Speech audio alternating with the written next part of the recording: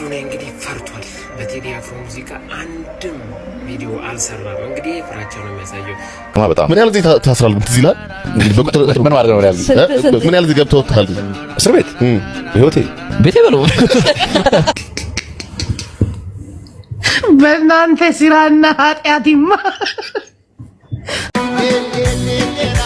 ሰላም ሰላም፣ ጤና ይስጥልን ቤተሰቦች፣ እንዴት አላችሁ? እንደምን ቆያችሁ? ዛሬም ተመልሰናል። በዛሬ ቪዲዮቻችንን በጣም ምርጥ ቪዲዮዎች እንመለከታለን። ሪላክስ እናደርጋለን፣ ዘና ፈታ እንልባችኋለን። በጣም መነጋገር የነበሩ በሳምንቱ እንመለከታችኋለን። ላይክ አድርጉ ቪዲዮን፣ እስከ ቪዲዮ መጨረሻ ድረስ አብራችሁን ቆዩ። ሀሳብ አስተያየቶቻችሁን ኮመንት ላይ ማድረግ እንዳትረሱ። ከቴዲ ጉዳይ እንነሳለን። የቴዲ አፍሮ ጉዳይ ቀን በቀን አዳዲስ አጀንዳ ይዞ እየመጣ ነው። ወደ ቪዲዮ እንሂድ፣ አብራችሁን ቆዩ። ከቴዲ አልበም መሀል ገቡና ቆሞን ከዳር የሚለውን ተርጉምልኝ ተብያለሁ። ያው እኔ ብዙም ስለ ቅኔ ባላቅም ከግጥሙ ላይ ሰምና ወርቁን ሳይው መሀል ገቡና ቆሞን ከዳር የሚለው ስለ ገንፎ ነው የሚያወራው። ሁላችንም እንደምናውቀው ያው ገንፎ ተገንፍቶ መጀመሪያ ሳህን ውስጥ ሲገባ ክብ ነው። ከዛ መሀሉ ከፈት ይደረግና ቅቤ ይደረግበታል። ስለዚህ መጀመሪያ መሀል ላይ ክብ ሆኖ የነበረው ገንፎ ዳር ላይ ሆነ ማለት አይደለም። እንግዲህ እዚህ ላይ ቅቤው የሚያሳየው ነዳጅን ሲሆን ዳር ላይ የወጣው ገንፎ ደግሞ ታክሲ አቶ በየመንገዱ ዳር ላይ የተሰለፈውን የኢትዮጵያ ሕዝብ ነው። ስላዳመጣችሁኝ አመሰግናለሁ። ቴንኪው። ልታነካኩኝ አዶናይ እንግዲህ ፈርቷል። በቴዲ አፍሮ ሙዚቃ አንድም ቪዲዮ አልሰራም። እንግዲህ ፍራቻው ነው የሚያሳየው። ከሆነ ጊዜ ላይ ያኔ ሸቤ ምናምን ገብቶ አይደል የወጣው። እንግዲህ ከዛ በኋላ ፖለቲካሊ ኢሹ ያለበት ነገር መስራት ስላልፈለገ ሊሆን ይችላል እና መላው የኢትዮጵያ ሕዝብ እየሰራበት ባለው ሙዚቃ እሱ ግን አንድ ቪዲዮ እንኳን አዶናይ መልስ ሰጥቷል። ሙዚቃ እንግዲህ እየሸረገረ ነው ታያላችሁ። ግን ሪዝን ምንድን ነው? ለምንድን ነው ያልሰራው? አዶናይ ሰርቷል። እንደ ሰውናችሁ አሁን ቴዲ አማርኛን የዘፈነው ቅኔ ነው፣ ጥበብ ነው። አማርኛው ሲሰነጠቅ አማርኛው ሲፈለጥ ምናምን አለን እንጂ ኦሮሞም ቅኔ አለው። የኦሮሞን ቅኔ ለመልመድ ደግሞ ኦሮምኛ መልመድ አለ። በኦሮምኛውን ከሰማው ቅኔ ራሱ ፈታው ማለት ሰው ሊጨርሰን ነው። በባለፈው ቪዲዮ እጂ ቆርጠሄ ጡቴ ቆርጠሄ ያው ማዝናኔል ዳራ ወጣኒ ኦ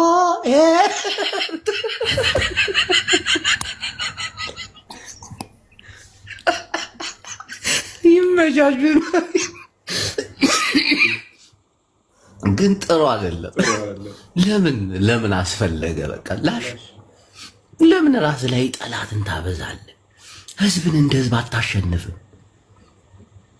ፓርቲን አብይ አህመድና ፓርቲውን ብልጽግናን ተቃውመ ገዳይ ነው ብለህ እንትንም ብለህ ተችተህ ምክንያቱም ቤተ መንግስት አሁን 4 ኪሎ ታውቃላችሁ። ግን 4 ኪሎ ምን እንደሆነ ወንበር ብቻ አይደለም እኮ ያለው የ80 ምናምን ብሔር፣ የተለያየ ቋንቋ፣ የተለያየ እምነት፣ የተለያየ ባህል፣ አልባስ፣ ምግብ፣ አመጋገብ እዛ እኮ ነው የሚወሰን በጀት የሚበጀትለት የ80 ምናምን ብሔር እና ኦሮሞን አንቋሽ፣ ትግራይን አንቋሽ፣ አማራን አንቋሽ የትኛው ቤተ መንግስት ነው የምትገባው? አብይ አህመድ እኮ መቼም አይወርድም እኮ ድልቅቅቅ እኮ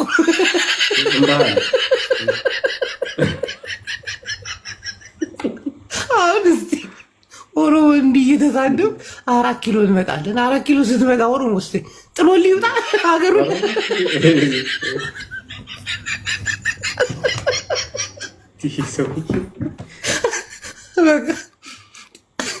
አይደለም። 4 ኪሎ የትም አትደርስም። አዳቤ እናቴ ፍቅርን ዝም በተለይ ህዝብ እንደ ህዝብ ከሆነ ለኦሮሞ ነው፣ ለኦህዴድ ለኦሮሞ የተዘፈነ ነው። መሀል አስገብተው ኑ ብለናቸው ጠርተናቸው ተመልከት።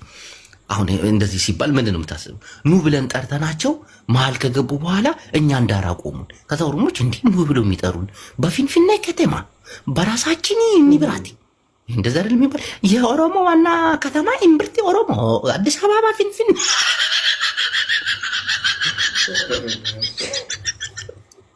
እኛ ከሁለት ቀን በኋላ ነው የሚገባቸው፣ ከሳምንት በኋላ ነው የሚገባቸው ብለን ስናስብ ነገርካቸው። ከዛ እንዲያስባሽ ነው እንዴ?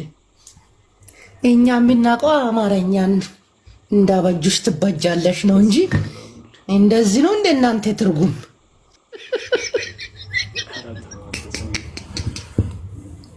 በእናንተ ስራና ኃጢአትማ አሰብን ስንቆጣጠር ወገባችሁ ላይ ሙቀጫ ያሰርን ነበር ወደ ባህር ምንጥላችሁ።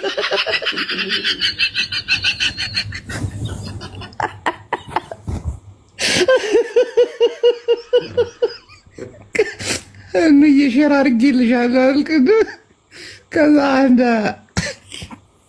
የጄኔራል ማን ነበር? ይህ ጄኔራል ማን ነበረ ስሙን አስታውሱኝ። ጄኔራል ማን ነበር? በእናትህ ወሎዬው ጄኔራል ኧረ ስሙን አስታውሱኝ። የእሱን ፕሮፋይል ያደረገ ነው። አስጋቢህን ነፍጠኛ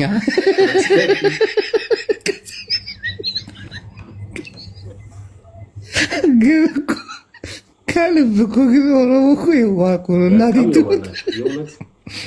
አንተ ነፍጠኛ ብሎ ያስገባዋል። ያኛው ገብቶ አንተ ያልተሳደቡ ስድብ የለም።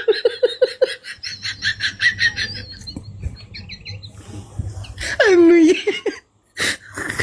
ከኃጢአታችንና ከምላሳችን አንጻር ግን ኦሮሞዎች ነፍጠኛ ብሎ መጨረሳቸው ጥሩ ነገር። አንተ ቦታም አንተ እንትን አንተ ያልሰደበው ነገር የለም። እሱ ቁጭ ብሎ ትቃጠላለህ አንተ ነፍጠኛ ቆንጬ።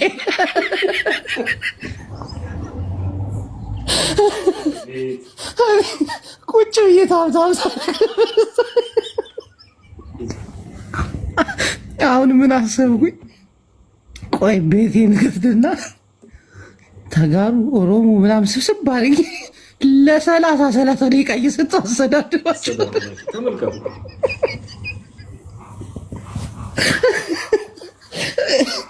ቅልል ያለኪ ታምጽ ያለኪ ያለ ትግራይም እኮ ተረተረት ይችላል እኮ። ቅሊል ያበለኪ ታምጽ ያለኪ ማለት ምን ማለት መሰላችሁ? በትግርኛ አንቀሸቀሸሽ የምታመጫት ነገር አለሽ። እና በዚህ ሙዚቃ የሆነ ጦርነት ይታየኛል፣ የሚፈነዳ ጦርነት። አበዛችሁት። እናቴ ትሙት በዛ እጅ አለ ምናምን። ባናስታውስ ዝም ብንል ኑሮ እኮ ዝም ብለው ነበር እኮ እናቴ። አሁን ተመልከሽ፣ አሁን ይመጣልሻል። አሁን የድሮ ዘፈን ራሱ አሁን እየለቀቁ ነው። ዳማላሺ አልቀራም ወይ ሽላላሺ ይሄ አባጅፋር ማታ ከጎኒ ያዘ ወርጋጤ። በነገራችን ላይ ሚዲያ ላይ ያለው እውነታና መሬት ላይ ያለው እውነታ በጣም የተራራቀ ነው። ህዝቡ ጋር ምንም ችግር የለም። የእውነቴን ነው የምላችሁ። በጣም ፍቅር ናቸው። አንድ ሙዚቀኛ በነገራችን ላይ ቴዲ ያወጣው ሙዚቃ ነው ሰሞኑን መነጋገር የነበረው። ለእሱ መልስ እንሰጣለን ብሎ የኦሮሞ አርቲስቶች ደግሞ የሆነ ሙዚቃ ያወጡና ሳትጠሩ አቤት ማለት እኮ አስፈላጊ አይደለም። ለምን የፈለገውን ሊል ይችላል ሙዚቀኛው፣ ግን ከምን አውድ ጻፈ፣ ከምን አንግል ነው የጻፈው? ቅድም የገንፎ ዙሪያው ከፍ ብሎ መሀሉ እንትን ያለው እንደዚህ አይነት መግቢያ ላይ ያየነው ቪዲዮ ማለት ነው። ለፈለጋችሁት ነገር ትርጉም መስጠት ትችላላችሁ እንጂ ሳትጠሩ አቤት ማለቱ ትክክል አይመስለኝም። ከዛ ውጪ ህዝቡ ጋር ያለው ችግር ምንም ችግር የለም። ህዝቡ ፍቅር ነው። ሚዲያ ላይ ያለው ጉዳይ ያው የሚታወቅ ነው፣ የሚያውቀው ያውቃል። ለማታውቁት ግን ያው ሚዲያ ላይ የሚታየው ሁሉም ነገር እውነታ እንዳለው ልነግራችሁ ፈልጋለሁ። ኤክሲስ ሰርግ ላይ ካሜራማን ሲሆን ካሜራማን ና ከባሌ ጋር ስንሳሳም ቅረጸን አለ ቅረጸን ነው ቆንጆ ቅረጸን ስንሳሳም እንኳን ይሄን የመሰለን ቡጥ ከንፈር ስንት ኩበት የሚል ከንፈር ስም የለ እንዴ? ወዴት ወዲህ ሰጋቱራ ሰዓትሽን ጠብቀሽ መጣሽ አይደል? ቆሜ እየጠበኩሽ ነበር። ሚኪ ቤት ነኝ ና ብሎኝ አይደለ? እኔ ራሴ እጠራልሃለሁ። እዚህ ቤት ምሳ ሰዓት እየጠበቅ የምትመጣው ነገር እኔ ጭራሽ ነው ያልተመቸኝ። ኧረ ጋሼ እኔ እሱን ፈልጌ ነው የምመጣው። ቀጣፊ እዚህ ቤት ምን ቋሚ በላተኛ ሆነልኝ የለ እንዴ? ደግሞ እንደ እንግዳ እንኳን ምን አለበት 2 ቁርጥ ብታነሳ። ትላንትናው ልብ ብዬ ይቻለሁ 4 ቁርጥ አነሳ። ከቀይ ወጡ ከውሃው እንኳን አልበላም። ፍሬውን ስጋውን ነው ስትበላልኝ የነበረው አይደል እንዴ? ና አንተ ሚኪ እዚህ ሰው ይፈልጋል እንዴ? መታን እንዴ? ና ግባ እንጂ። ወዴት አባህ ነው የሚገባ እዚህ ቤት? ከዚህ በኋላ ልጅ እኔ ቆሜ በፍጹም አይገባም። እንዴ አባዬ ለምን እኔ አንተ ልቀልብ ወይስ ልቀልብ? ይዘን እዚህ ቤት አላርም እንደሞላ ሰው ልክ መሳው ሲቀር ከችላል እኔ ገራ ከዛ ያቺ ደነዘዘች እናት ወይ እድሜው ረጅም ነው ምሳ ሲቀርብ መጣና እቺ ሞሮን አባባል እንኳን አታውቅም። ብታውቀው ይሄ ልጅ እድሜው የረዘመው የኔ ምግብ እየበላ ስለሆነ አባዬተው እንደዚህ ይባልም ይደብራል። በእናትህ እንዴ እሱ እዚህ ቤት መጥቶ ሲበላ ያልደበረው እኔ ሊደብረኝ ነው እንዴ? ይኸው ልጅ እኮ ማለት ነው እዚህ ቤት መጥቶ ምሳ ካልቀረበ ወይ ካልደረሰ ይደብሯል። አባትየው ራሱ እኔ መንገድ ላይ ሲያይ ፈገግ እያለ ያልፋል። ሁሌ ግራ ገብቶኝ ነበር። አሁን ግን ሳስተውለው እንዴት ፈገግ አይበላ አንተ ልጁን 24/7 እየቀለብኩለት። ኧረ አባዬ ዝጋ። እኔ እንደውም ስሰማ ማለት ነው እቤት ተኝቶ ውሎ ልክ 7 ሰዓት ሲል ለእናቱ ነው ቆይ እስቲ ምሳ በልቼ መጣሁ እማዬ ብሏት ከቤት የሚወጣው ማለት ነው። አንዳንዴ ራሱ ሰዓቱን አይቶት ምናምን ካለፈበት ቀስቅሳው ዳረ ረፈደብህ ምናምን ትለዋለች እንደ ስራ ማለት ነው። አንተ ራሱ ልብ ብል ስለማትሆን ነው እንጂ ማለት ነው 4 ቁርጥ አንስቶ አንድ እየጎረሰ አንድ ወደ ፌስታል አንድ እየጎረሰ አንድ ወደ ሹራብ ኪስ ነበር የሚከተው። ዛሬ ግን ምን እንዳለ አላውቅም። በቲሸርት ፈጣብኝ ወይ ደግሞ እቤት ያሉት በልቷል ማለት ነው ሹራብ ካለበሰ ወይ ደግሞ ኋላ ኪሱ ጥቁር ፌስታል ይዟል እያልኩ። ኧረ አባዬ ተው ያሳፍራል። ኧረ ተው በእናትህ ተዋቸው በቃ እኔ ልሂድ ይሻላል። ተው በቃ አባዬ ግን ምንድን ነው ግን ይኸውልህ አንተ ራሱ ከዚህ በኋላ ማለት ነው እዚህ ቤት በቀን 3 ስትበላ ባይ አንገትን ነው መነቅለው።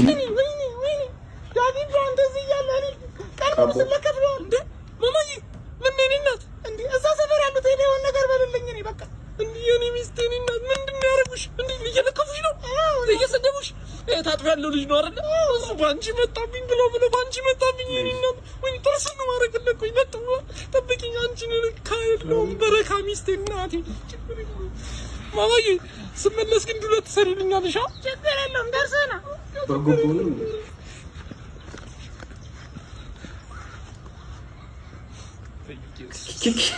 ምን እሺ አንተ ለማማዬ ነው ለከፍካት ምን እሺ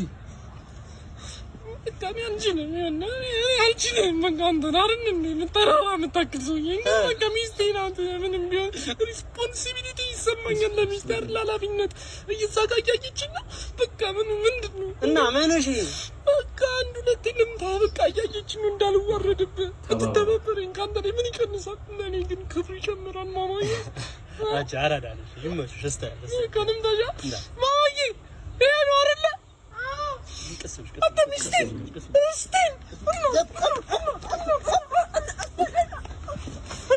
አላስችላለሁ ወይኔ ዘረራ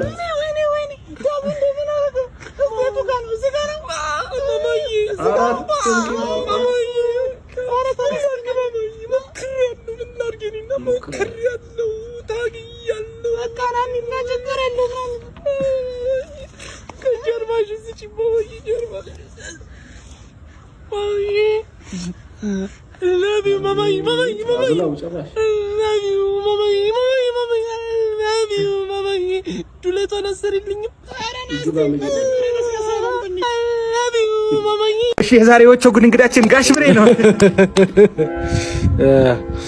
ጠይቁ ችግር የለም ጠይቁ። እንጠይቃለን ማሂ ጠይቁ እናንተ ወይ ጠይቀን አንተ ወይ ካልሆነ ኧረ ችግር የለም ጠይቅ። ጀስት ሁማን ቢንግ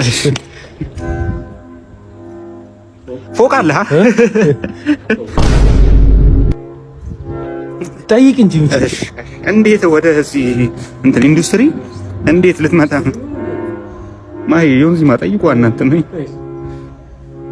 ለፀጉር ምን አይነት ቅባት ነው የምትጠቀመው?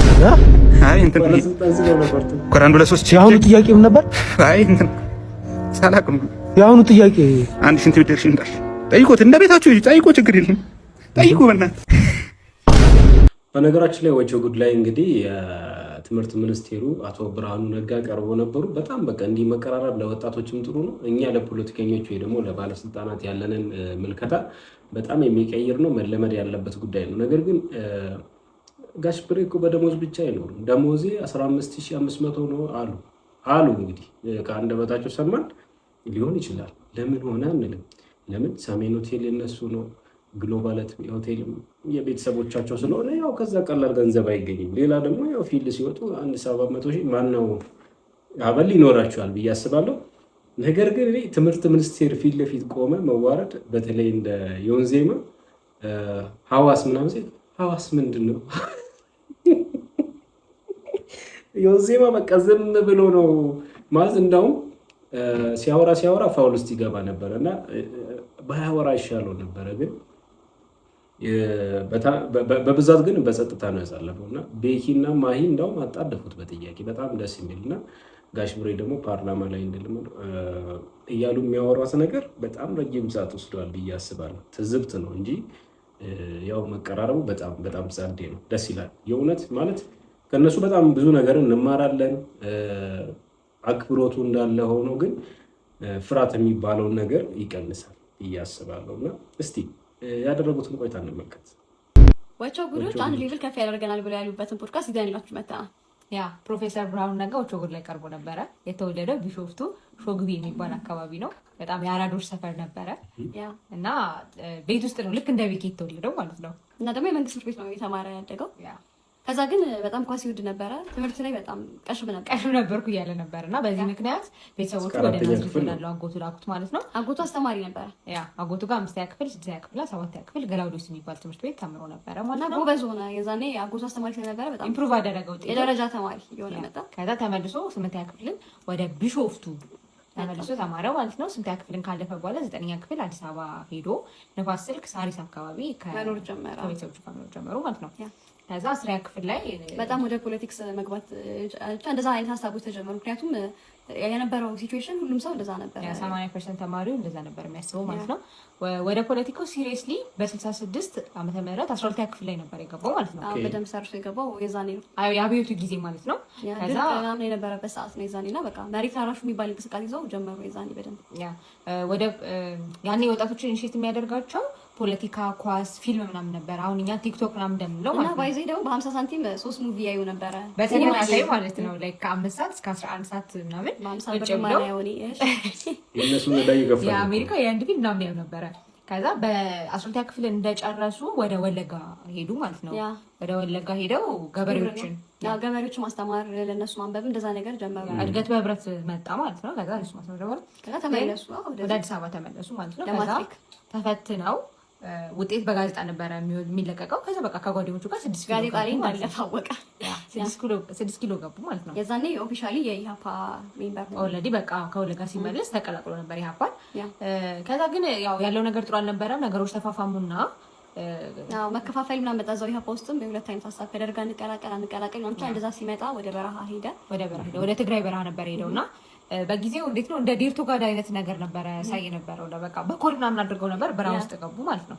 ከዛ በኋላ የ3 ወር ስልጠና ወሰዱና በረሃ ውስጥ ውትድርና ወሰዱና ከዛም የሆነ ሰዓት ላይ ጉባኤዎች ምናምን ነበረ። ጉባኤ ሲኖር የሚናገረው ነገር ሲያዩት ይሆናል ሌላ ፖይንት ያለው መሰላቸውና አስራቸው። ከዛ አስራቸው በታሰሩበት ፒኤልኤፍ ኢሃፓን አጠቃ ማለት ነው። ከዛ መጡና መውጣት ነበር ንውጡ ምናምን ብለዋቸው ለሁለት ከፈሏቸው።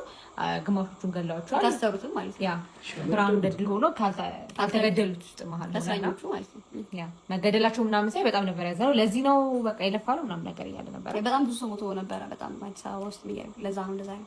ከዛ ድጋሚ ፍርድ ላይ ቆሙና ሲታይ የስኬት ብዙ አልነበረም። ትልቅ ነገር እና ፍሪ ሆነ። ከዛ ፍሪ ከሆነ በኋላ ከኢሃፓ ወጥቶ ወደ ኤርትራ ሄደ ማለት ነው። ኤርትራ 7 ወር ከቆየ በኋላ ወደ ሱዳን ደግሞ ለመሄድ የ3 ቀን መንገድ አደረጉ። እዚህ ጋር በጣም የተመቸኝ መንገድ 3 ቀን ሲሄዱ ምግብ አልነበራቸው ምናምና ውሃ ብቻ ነበር እየጠጡ የነበረው። ከዛ መንገድ ላይ ሳር በልተዋል። እዚህ ጋር ቀቅለው በልተዋል ማለት ነው። በጣም የሚያሳዝኑት። ከዛ ሱዳን ገብተው አንዱ ሱዳናዊ አንድ ኤርትራዊ 3 ፉል ነው የጋበዛቸው ያንዳንዱ ማለት ነው።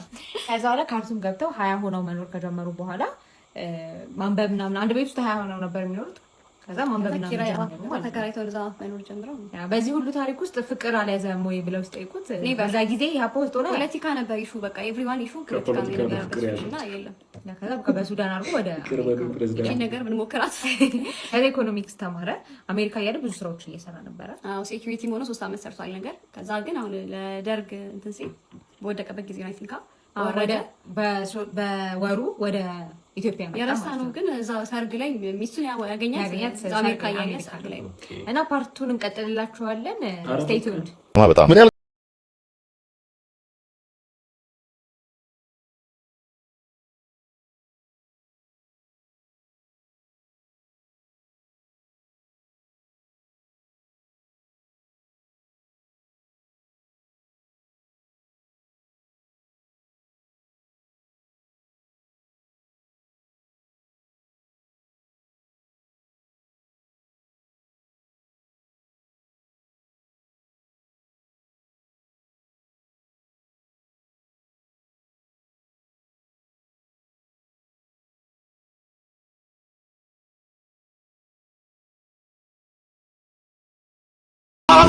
Say wallahi, bro. Say wallahi. ሐዋስ ሴል ማለት ሐዋስ እሺ ሐዋሳው ረዲት አይነት ታጣሪ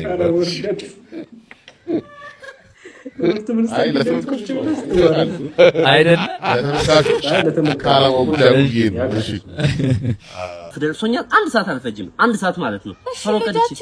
እሺ እየጠበቅሽ ልጃችንን ጠብቂ። አንድ ሰዓት እኮ አንድ ሰዓት ብቻ መጣው። እሺ ተመስገን ደረሰኝ። ቀደም አዲ እንዴ አልሞትኩም። ምኑኝ እሞታለሁ? ነዳጅ ሰልፉ እኮ ነው። የማልሽ ነው ረዲም ያመጣት ተሰልፈው ነዳጅ እርጉዝ አርግዘሽ ልቀዳ ያልኩት አድጎ ኦ ማይ ጋድ አቤት ግነት ወይኔ ነዳጅ ወይኔ ኧረ ኮሜንት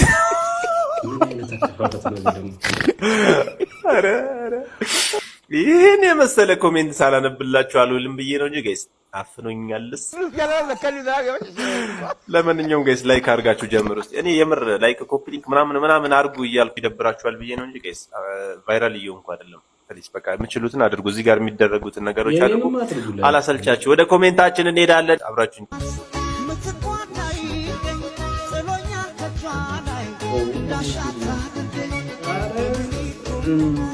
ሽሎታችን ሳናደንቅ ማለት የለብንም።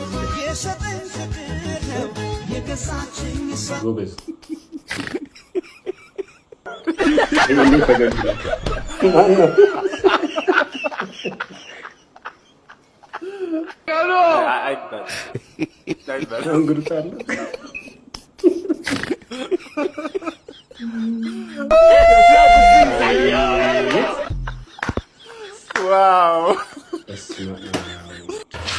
ሰው በገላው የፈለገውን ነገር ማድረግ ይችላል።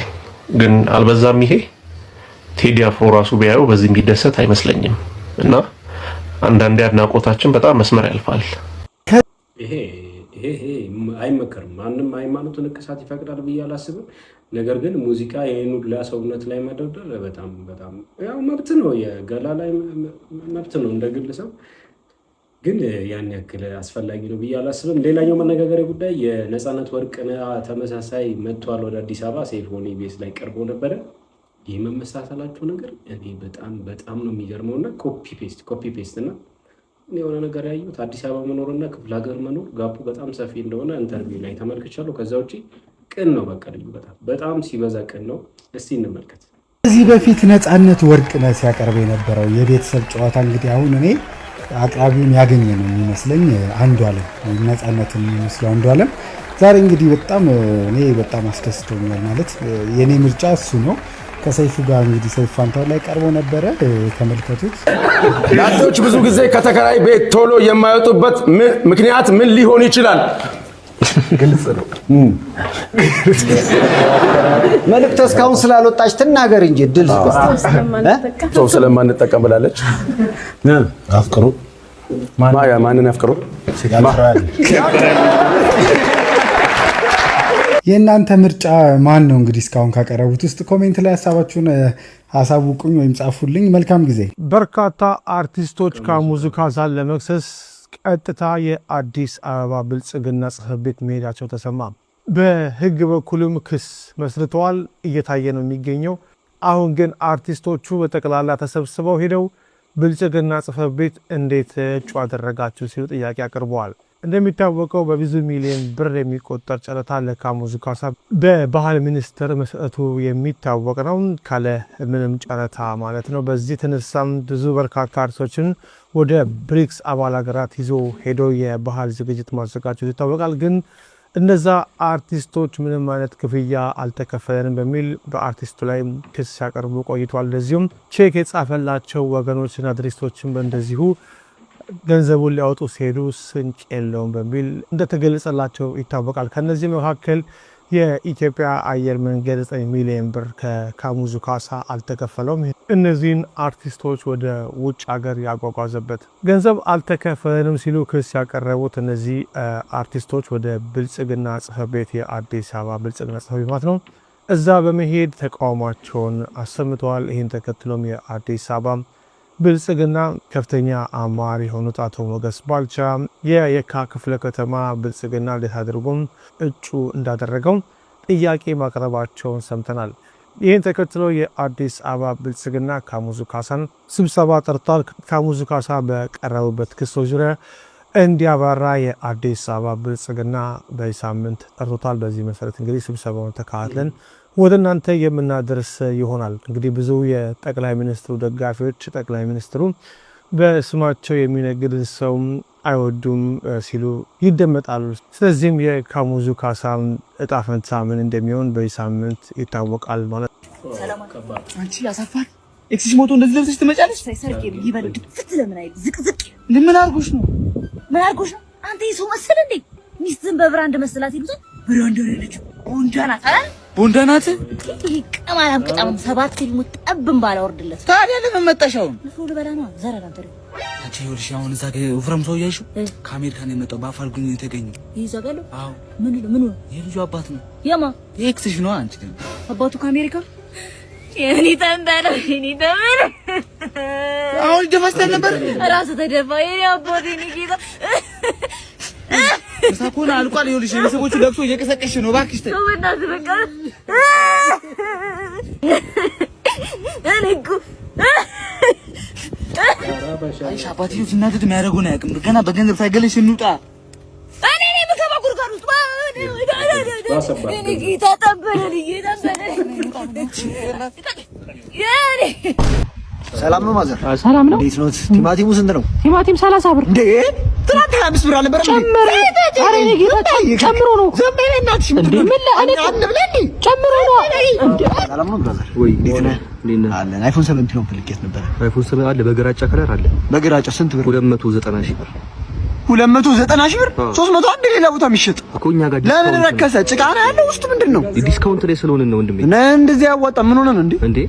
ፌክ ነው እንጂ እኔ ኦሪጂናል ፈልጌ ነው የመጣሁት። እኔ እንደዚህ ልክስክስ ነገር አይመችም። ጋጂ ከሆንክ 290 የነበረው 280 ያደርግልሃል። ጭራሽ ባዶ ነው። ይሄማ ባዶ ነው። አውቀን ነው ምንድነው ወንድሜ? ጅል መስዬ ነው እኔ የእርጥ ውሃ የአዲስ አበባን ውሃ አፍልቼ የጠጣው ውሰን ከሰባ አላደርግልህ ጭራሽ ሰራ ለምንድን ነው የምታጭበረብረኝ? ማለት ለምን ዝም ብዬ 100 ሺህ ብር ብሰጥ አይሻልኝም እንዴ? 290 ሺህ ብር ከመበለኝ እና ስንት ነው መግዛት የፈለግከው? 300 ከሸጥኩ ሽጠው ኦሪጂናሉ ያለበለዚያ አልገዛም። ከባድ ግነት አለበት። ተመልካቾች የዛሬ ቪዲዮቻችን እነዚህን ይመስላሉ። ቪዲዮ ላይክ አድርጉ። ሀሳብ አስተያየቶቻችንም ኮመንት ላይ በማድረግ ተሳተፉ። ቀጣይ በምርጥና በተሻለ ቪዲዮ ገኛችኋለሁ። ፒስ አውት